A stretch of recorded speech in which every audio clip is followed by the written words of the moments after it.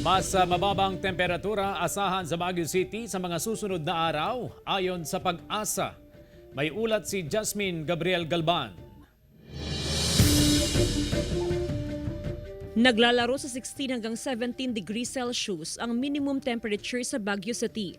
Kaninang umaga, nakapagtala ng 16.4 degrees Celsius na minimum temperature sa lungsod. Inaasahang sa mga susunod na araw ay bababa pang temperatura sa syudad na posibleng babagsak sa 15 o 14 degrees Celsius.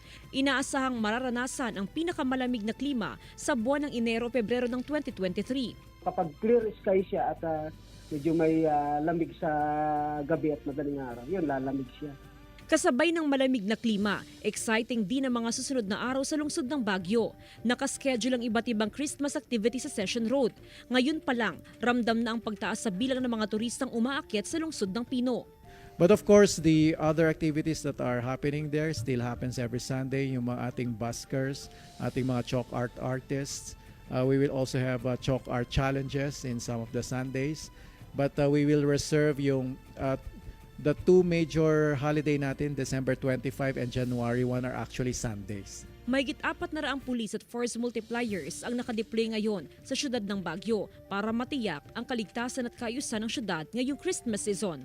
Sa operating units po, andun yung mga SWAT natin, mga CMFC, mga mobile patrol natin, and to add naman yung sa traffic enforcement unit na magmamanage po sa traffic. Kasama si Wilson C., Jasmine Gabriel Galban, One North Central Luzon.